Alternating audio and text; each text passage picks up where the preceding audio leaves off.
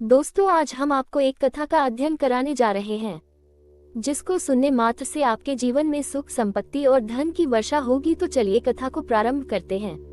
एक बार की बात है, एक जंगल में एक तोता और मैना प्रेम पूर्वक आपस में मिलकर रहा करते थे। उनमें आपस में बहुत प्रेम था। एक दिन एक विवाद के कारण तोता और मैना के बीच झगड़ा हो गया था। विवाद ये था कि संसार में सबसे अधिक विश्वासघाती कौन होता है।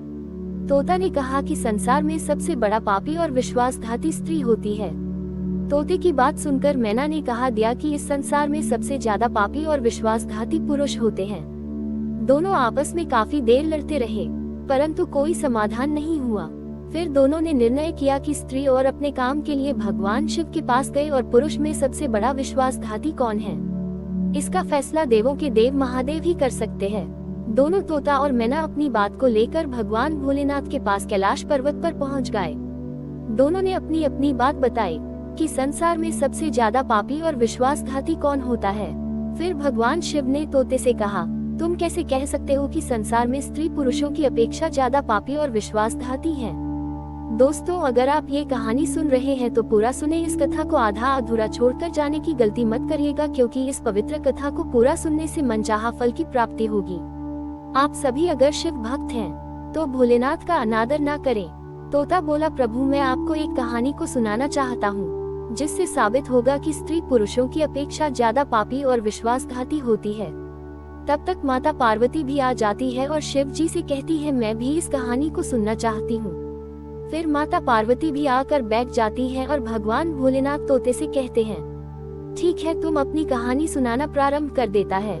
भगवान शिव और माता पार्वती कहानी सुनने को तैयार हो जाती है। तोता कहता है, एक राज्य में अग्रसेन नाम का राजा था। उसके 4 बेटे थे। राजा के चारों बेटे बहुत ही बहादुर और सुंदर भी थे, लेकिन सबसे बड़ा बेटा जिसका नाम राजकुमार चंद्र था, वह बहुत ही ज्यादा सुंदर था और उसकी पत्नी चंद्रप्रभा भी बहुत ही सुंदर और अच्छी थी। और अपनी सुंदरता के आगे चंद्रप्रभा किसी दूसरी स्त्री को सुंदर नहीं मानती थी। एक दिन राजा अग्रसेन ने अपने बेटे राजकुमार चंद्र से उसके किसी बात पर नाराज होकर के राज्य से निकाल देने का आदेश दिया।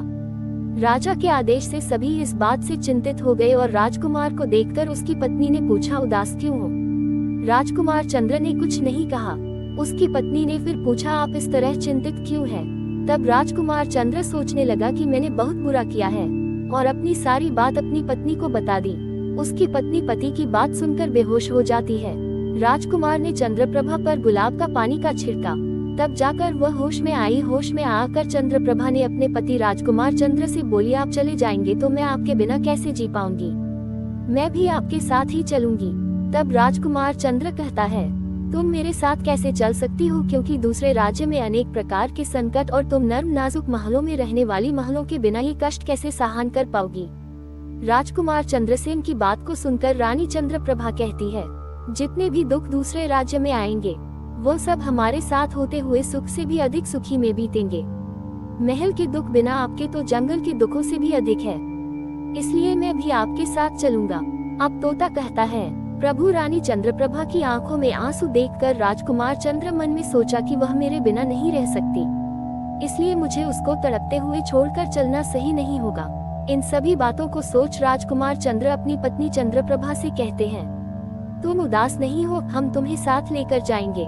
इस बात से चंद्रप्रभा खुश हो जाती है और अपने पति के साथ जाने की तैयारी करने लगती हैं। घर से बाहर निकलकर एक जंगल में पहुंचते हैं। दोनों थक चुके थे तो दोनों ने सोचा थोड़ा आराम कर लेते हैं। दोनों आराम करने के लिए एक पेड़ की छाया में बैठ जाते हैं और लेटकर आराम करने लगते हैं। ठंडी हवा के झोंकों ने उन्हें गहरी नींद में सुला दिया। दोनों सो गए, परंतु कुछ देर बाद वहीं पर एक सांप ने रानी को काट लिया। जैसे ही सांप ने रानी को काटा, रानी तड़पने लगी और चंद्रसेन की आंख खुल गई। तो रानी को तड़पता हुआ देखकर और सांप को जाता हुआ देखकर राजकुमार चंद्र बेचैन हो गया। थोड़ी देर बाद रानी मार जाती है। रानी को मारा हुआ देखकर चंद्रसेन ऊंचे स्वर में रुदन विलाप करने लगे। उसका रोना धोना सुनकर जंगल के जीव जंतु उसे खाने के लिए वहां पर इकट्ठा हो गए। राजकुमार चंद्र ने ऊंचे स्वर में कहा कि जब मेरी जीवन संगिनी ही नहीं रहेगी तो अब मैं जीकर क्या करूंगा और इसी जंगल में अपने प्राण त्याग दूंगा। राजकुमार ऐसा मन में सोचता है। फिर वह रानी के लॉस के पास से उठ जाता है और जंगल से लकड़ियां इकट्ठी करने लगता और रोकर कहता है कि मैं भी रानी के साथ चिता में जलकर मर जाऊंगा। उस समय स्वर्ग से एक देवदूत आता है और राजकुमार चंद्र के पास जाकर पूछता है कि तुम क्यों रो रहे हो, तुम्हारा दुख क्या है। राजकुमार चंद्र ने देखा, मेरे पास अपना दुख सहने की शक्ति नहीं है, मुझे चाहिए कि यह धरती फट जाए और मैं इतने समा जाऊं। फिर देवदूत ने कहा, तुम मुझे अपना हाल बताओ, शायद मैं तुम्हारी मदद कर सकूं। राजकुमार बोलता है, महाराज मैं राजकुमार चंद्र राजा अग्रसेन का बेटा हूँ। मेरे पिता ने मुझे राज्य छोड़ने के लिए कहा था, इसलिए मेरी पत्नी और मैं इस जंगल में चलते चलते दूसरे राज्य को जा रहे थे। यहाँ आकर मेरी पत्नी को सर्प ने काट लिया है और उसकी मृत्यु हो गई, और अब मैं लकड़ी इकट्ठा करके अपनी पत्नी के साथ ही अपने आप को भी अग्नि के हवाले कर सकूं। तब देवदूत चंद्र की बातों को सुनकर कहते हैं, तू बड़ा मूर्ख है, ये संसार है और यहाँ इंसानों का आना जाना लगा रहता है। इस शरीर को एक दिन सबको त्याग देना पड़ेगा। तू भी जानता है इस संसार में कोई भी किसी के साथ न तो आता है और न ही जाता है, फिर भी तुम मूर्खों की तरह बात कर रहे हो। अगर तू जीवित रहेगा तो बहुत सारी रानियों तुझे मिलेंगे। मेरे कहना मान, मरने का विचार त्याग दो। इस मानव शरीर को प्राप्त करने के लिए देवता भी बेहद इच्छुक होते हैं, तो फिर तू इस शरीर को क्यों नहीं रखना चाहता है। इस प्रकार देवदूत के शब्दों को सुनकर राजकुमार चंद्र कहता है, महाराज आपने जो कुछ कहा है वह सत्य है, किंतु ऐसी पतिव्रता पत्नी मुझे किसी जन्म में भी नहीं मिलेगी, इसलिए मैं इसके साथ ही मरूंगा। अब देवदूत राजकुमार चंद्र के विचार सुनकर जान लिया था कि यह अपनी पत्नी के बिना नहीं रह सकता। तब देवदूत ने चंद्र से कहा, राजकुमार तेरी पत्नी के जीवित करने के लिए केवल एक ही उपाय है। अब तू मेरी बात ध्यान से सुनो, अगर तू कर सकता है तो तेरी पत्नी जीवित हो जाएगी। राजकुमार ने कहा, महाराज आप जो कुछ भी कहेंगे मैं उसे करने के लिए तैयार हूँ, केवल मेरी पत्नी को जीवित कर देना। देवदूत कहता है, तुम्हारी रानी की आयु 20 वर्ष पूरा हो गया है और तेरी उम्र 70 वर्ष की है, जिसमें से 30 वर्ष बीत चुका है। तेरी जीवन काल में 40 वर्ष यानी तुझे 40 साल और जीने का अवसर है। यदि तू अपनी पत्नी को अपने जीवन का समर्पण कर देता है तो तुम दोनों की आयु बराबर हो जाएगी। देवदूत की बात सुनकर राजकुमार चंद्र ने कहा, धूप से पानी और 20 वर्षों रानी को समर्पण कर रहे हो और रानी के पैरों पर पानी डालने का संकल्प लो। अब जैसे ही राजकुमार चंद्र ने संकल्प किया कि वह जल को रानी के पैरों पर डालेगा, देवदूत ने कह दिया, पानी को पैरों पर डालने से पहले मेरे एक बात को ध्यान से सुनो, इसमें एक गुप्त रहस्य भी है। अभी तो तुझे रानी की आवश्यकता है, तुम पानी डालकर उसको बचा सकते हो, लेकिन भविष्य में अगर रानी की आवश्यकता नहीं पड़ती है तो तुम अपने संकल्प को वापस ले सकते हो, और जब तुम वह संकल्प वापस लेते हो तो तुम्हारी रानी को तुरंत ही मौत हो जाएगी। परंतु एक बात हमेशा याद रखना, इस संकल्प को वापस न लेने के बाद रानी से कहना मत, वरना तुम अपने संकल्प को वापस नहीं न ले सकोगे। हमेशा याद रखना, जीवन में कुछ बातें हमेशा छुपा कर रखना चाहिए, क्योंकि कभी कभी यह बातें काम आ सकती है। फिर तो ऐसा कहकर और उस रानी के सामने आकर वह देवदूत तुरंत अंतर्ध्यान में चले गए और रानी जीवित हो गई। तब राजकुमार चंद्र रानी से कहता है, तुम सोई हुई थी इसलिए मैंने तुम्हें नहीं जगाया। इस प्रकार राजकुमार चंद्र अपनी रानी से सारी बातें छिपा लेता है कि उसको सांप ने काट लिया था और तुम्हें कैसे जीवित किया है। ये सब राजकुमार ने अपनी पत्नी से छुपा लेता है। फिर तोता भगवान भोलेनाथ से कहता है, प्रभु दोनों आगे बढ़ गए। कई दिनों के बाद उन्होंने एक बहुत ही सुंदर स्थान दिखता है, वहाँ पर एक फकीर की कुटिया थी। फिर दोनों फकीर के पास बैठ जाते हैं और उस समय राजकुमार को प्यास लगी हुई थी। राजकुमार ने रानी से कहा, अगर तुम्हें प्यास लगी हो तो चलो पानी पी लो, या फिर मैं तुम्हारे लिए मैं पानी ले आता हूँ। तब राजकुमार की बात को सुनकर रानी ने कहा, मुझे तो प्यास नहीं लगी है। इसके बाद रानी के जवाब सुनकर राजकुमार चंद्र एक लंबी रस्सी लेकर कुएं की ओर जा रहे हैं। राजकुमार चंद्र पानी पीने पहुँचे तो राजकुमारी चंद्रप्रभा उस फकीर की ओर देख रहे हैं। चंद्रप्रभा फकीर की सुंदरता को देखकर उस पर मोहित हो गई और फकीर से बोली, फकीर साहब आप यहाँ बहुत खुश है। फकीर ने कहा, हाँ तुम भी मेरे साथ रहती, लेकिन तुम्हारे पति भी साथ में है तो कैसे तुमको रख सकते हैं। इसके बाद राजकुमारी चंद्रप्रभा ने फकीर के सामने अपनी प्रेम लीला प्रकट की तो फकीर ने कहा, मैं तुम्हें एक उपाय बताता हूँ। तुम अपने पति को जिस कुएं में पानी पीने के लिए गए हैं तुम उसी कुएं में धकेल देने बस। फकीर की बात सुनकर रानी ने कहा, ऐसा ही करूंगी। अब इतनी ही देर में राजकुमार चंद्र पानी पीकर रानी के पास आया तो रानी कहने लगी, मुझे भी अब प्यास लग रही है, कुएं पर वापस चलकर के मुझे भी पानी पिलाओ। तो राजकुमार चंद्र बोला, मैंने तुमसे पहले ही पूछा था, और तुमने मना कर दिया था। अगर तुमको प्यास लगी है तो मैं अभी पानी लेकर आता हूँ। तब चंद्रसेन पानी लेने चला तो रानी भी उसके साथ चलती और कहने लगी, मैं भी तुम्हारे साथ चलती हूँ। बेचारा राजकुमार चंद्र तो उसके प्रेम में पागल था। उसको क्या मालूम था कि वह उसको मरने के लिए उसके साथ आ रही है। वास्तव में विद्वान सच कहते हैं कि स्त्रियों के चरित्र को देवता भी नहीं जान सकते। मानव क्या चीज होता है, उनके जाल में अच्छे बुद्धिमान भी फंस जाते हैं। राजकुमार चंद्र कुएं पर जाकर पानी भरने के लिए ढोल भरता है तो रानी ने अपने पति राजकुमार चंद्र को धक्का देकर कुएं में गिरा देती है और खुद फकीर के पास चली जाती है। फकीर रानी को अपने साथ रख लेता हूँ और एक राज्य में बस जाता दोनों खुशी से रहने लगते हैं। फिर फकीर ने रानी को ऐसा नाचना और गाना सिखाया कि वह नृत्यांगना के रूप में मशहूर हो गई। धीरे धीरे वह राजकुमारी पूरे नगर में प्रसिद्ध हो गई। इस तरह रानी के नृत्य और गीत के कारण उस फकीर के पास हजारों लाखों रुपए हो गया। रानी भी उस फकीर के साथ मस्ती में रहने लगे थे। रानी ने जिस वक्त अपने पति चंद्र को कुएं में धकेल दिया था, सहयोग से एक जंजीर जो कुएं में लटक रही थी, उसने उसे पकड़ लिया था। चंद्रसेन ने उसको पकड़ा और कुएं में लटकता रहा और ईश्वर को याद करते हुए वह सोचने लगा कि क्या यही मेरे प्यार की सजा है। और कुछ समय बाद बंजारों का एक काफिला वहां आया। काफिला में से एक बंजारा डोल लेकर कुएं का पानी भरने लगा। जब उसने पानी में डोल डाला तब राजकुमार चंद्र ने उसका ढोल हाथ से पकड़ लिया। बंजारा ये देखकर अचंभित हो गया और पूछा, तुम कौन हो? राजकुमार चंद्रसेन ने कहा, भाई मैं आफत का मारा हुआ, मुझे यहाँ से निकालो और अपने मेरी जान बचाए, मैं आपका ये एहसान कभी नहीं भूलूंगा। और ऐसा कह करके राजकुमार बंजारों से प्रार्थना करने लगा। राजकुमार चंद्र के दुख को देख करके उस बंजारे को उस पर दया आ गई और उसने राजकुमार चंद्र को कुएं से बाहर निकाल दिया और फिर पूछा, भाई तुम कौन हो? तुम इस कुएं में कैसे गिरे? तुम मुझे अपना हाल बताओ। राजकुमार चंद्र ने कहा, मैं अपना हाल आपसे कैसे कहूँ, जो मुश्किल है मेरे साथ हुई है, भगवान ना करे किसी के साथ ऐसा हो। फिर राजकुमार चंद्र ने कहा, यदि तुम मुझसे जानना चाहते तो मैं आपको अपनी कहानी सुनाता हूँ। मैं एक राजकुमार, मेरे पिता ने मुझे राज्य से निकाल दिया, इसलिए मैं अपनी प्रिय पत्नी के साथ एक जंगल में पहुँच गया। मेरी पत्नी और मैं एक दूसरे से बहुत प्यार करते हैं। जंगल में एक साथ मैं और मेरी पत्नी सो रहे थे, तभी उसको सांप ने काट लिया, जिससे उसकी मृत्यु हो गई। मैं जब अपनी पत्नी के साथ मरने जा रहा था, तभी मैंने अपनी आयु के 20 वर्ष में मेरी पत्नी को देने के बाद उसे पुनः जीवित कर दिया। उस जंगल से आगे बढ़े। कुछ दिनों बाद हम एक स्थान पर पहुंचे जहां एक फकीर की कुटिया थी।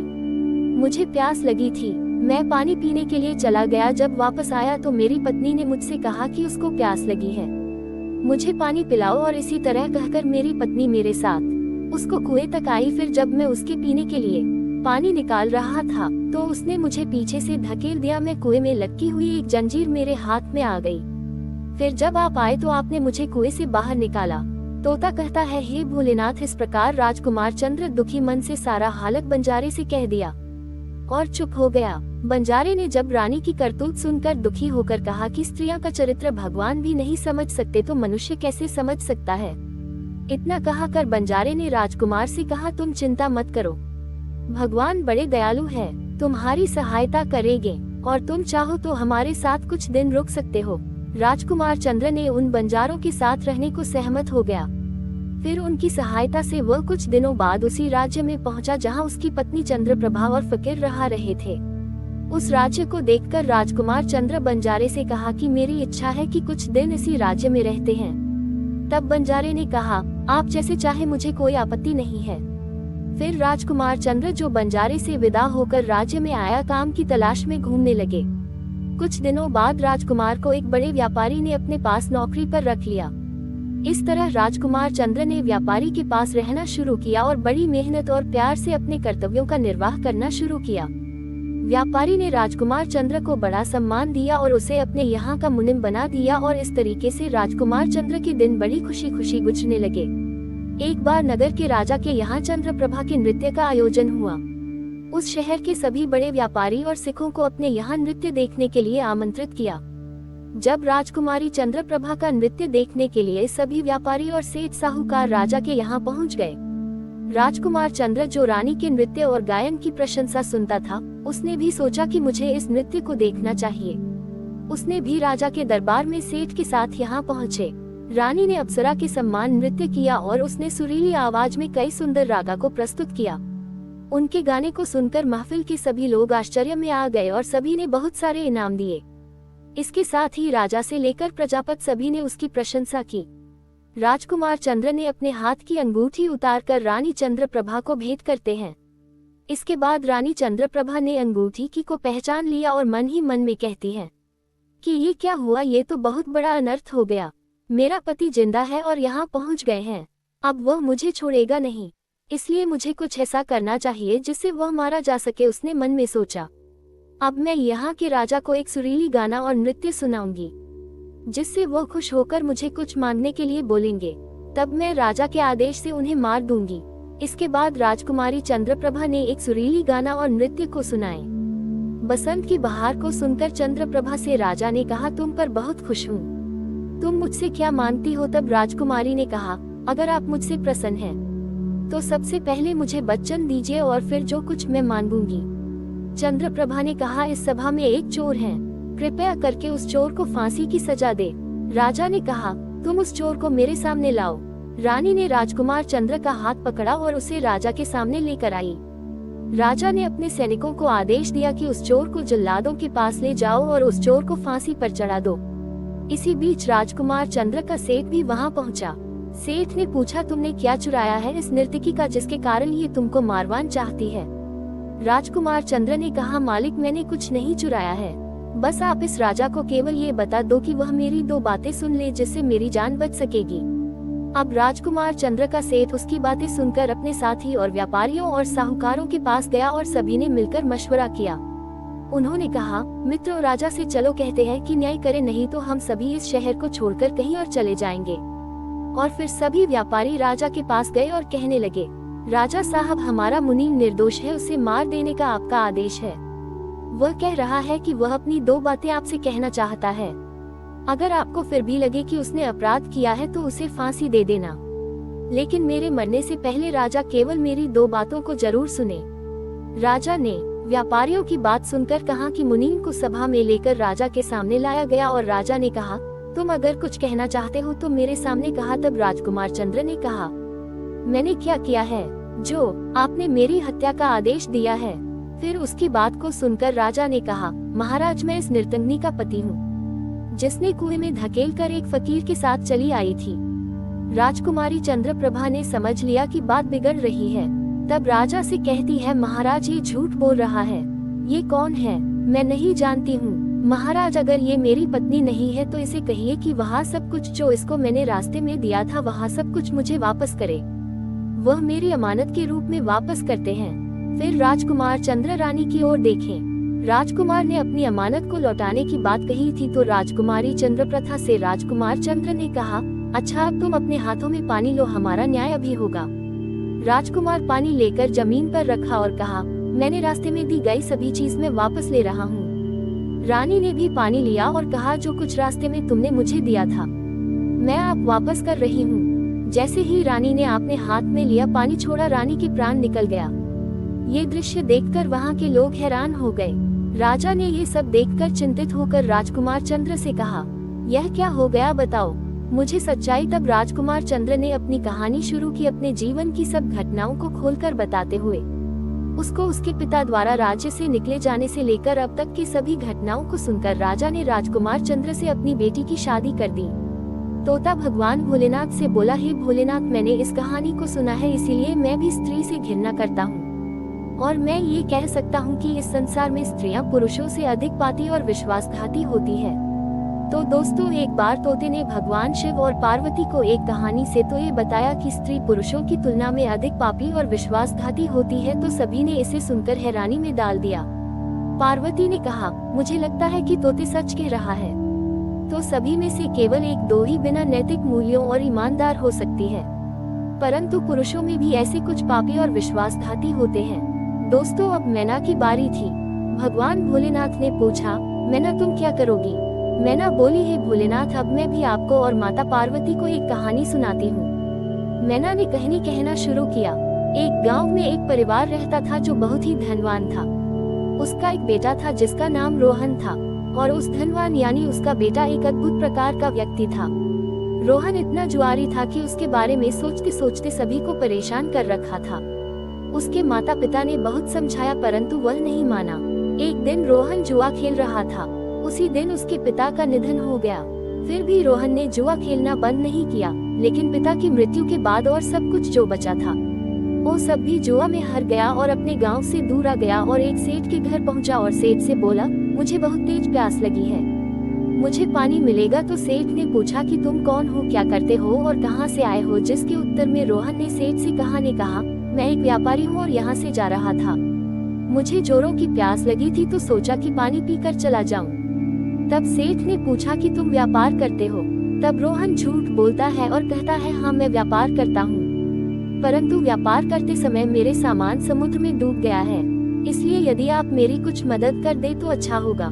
सेठ ने रोहन की बात सुनी और फिर उसकी बातों के जाल में फंस गया और कहने लगे कि बेटा तुम तो ठीक हो और कुछ कमा भी लेते हो, तो क्या मेरी बेटी से शादी करोगे? ये बात सुनकर रोहन चुप हो जाता है और शादी के लिए हाँ कह देता है, जिसके बाद दोनों का विवाह हो जाता है। हे भोलेनाथ, इस प्रकार से सेठ अपनी बेटी को धन के साथ विदा कर देते हैं। उधर रोहन को केवल धन के लिए विवाह करना था तो उसने वह भी कर लिया। अब विवाह के बाद जब रोहन सेठ की लड़की को साथ लेकर जा रहे थे तो एक जंगल आ गया। वहाँ पर रोहन अपनी पत्नी से बोला, लाओ तुम अपने सारे गहने मेरी इस पोटली में रखा दो, अभी जंगल में यहाँ कोई चोर हमारे गहनों को चुरा सकता है, इसलिए आप अपने सभी गहनों को मुझे दे दे। रोहन की पत्नी ने अपने पति पर भरोसा किया और अपने सभी गहनों को उन्हें सौंप दिया। उनके पति थे। उसके बाद अपनी पत्नी के गहनों को पोटली में बांध लिया और फिर जंगल में आराम से। इस दौरान युवा के मन में उत्पन्न हुआ और उनकी पत्नी के साथ जाने वाली दासी को, जिसे सेठ ने अपनी लड़की के साथ भेजा था, उसी को मार डाला। उसने अपनी पत्नी को एक गड्ढे में गिरा दिया और मन में यह विचार किया कि मैं इसके साथ में सिर्फ पैसों के लिए शादी की थी, मेरे पास पैसे आ गए और अब वह पानी में डूबकर मर जाएगी। इस तरह सोचकर रोहन वहां से चला गया, लेकिन उसकी पत्नी नहीं मरी और गड्ढे से बाहर निकलने के लिए आवाज देती रही। उनके पास से एक महिला जा रही थी। जब उसने किसी महिला की आवाज सुनी तो वह उस महिला को गड्ढे से बाहर निकाल दिया। उसे बाहर निकलने के बाद महिला ने अपनी सारी जानकारी उस व्यक्ति को दी और उस महिला यानी उसकी पत्नी को उसके पिता के घर पहुंचा दिया। जब महिला पिता के घर पहुंची तो उसके पिता ने पूछा, तुम्हारे साथ क्या हुआ? महिला ने कहा, पिताजी, जंगल में कुछ चोरों ने हम पर हमला किया था और दासी को मार दिया, मुझे कुएं में धकेल दिया और पति के बारे में कुछ पता नहीं है। बेटी की बातें सुनकर सेठ जी ने कहा, कोई बात नहीं, भगवान सब ठीक करेंगे। मैना ने कहा, हे भोलेनाथ, मैं तो कहती हूँ इस दुनिया में स्त्री और पुरुष दोनों ही विश्वासघाती और पापी हो सकते हैं। अब आपके हाथ में न्याय का फैसला है। मैंने भी आपको एक कहानी सुनाई है और तोते ने भी आपको एक कहानी सुनाई, अब आप ही न्याय करें। रोहन ने अपनी पत्नी को मारा और सारा सामान लेकर भाग गया। अब तोता और मैना की कहानी सुनकर भगवान भोलेनाथ बोले, ठीक है तोता और मैना, मैंने तुम्हारी कहानी को ध्यान से सुना है और अब मैं तुम्हारा न्याय करता हूँ। सच में इस संसार में स्त्री और पुरुष के बीच ज्यादा पापी और विश्वासघाती कौन होता है, ये इंसान की सोच के ऊपर निर्भर करती है।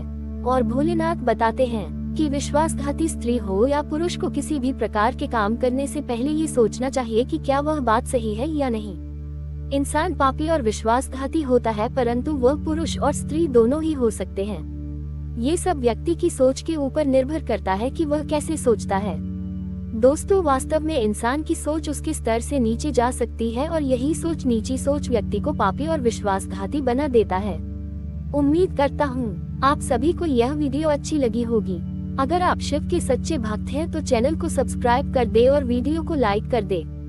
दोस्तों, अगर वीडियो में कहीं पर भी बोलने में गलती हुई हो या गलत शब्द निकल गया हो तो उसके लिए क्षमा चाहता हूँ। हो सके तो माफ करना और कमेंट में हर हर महादेव लिख दीजिए।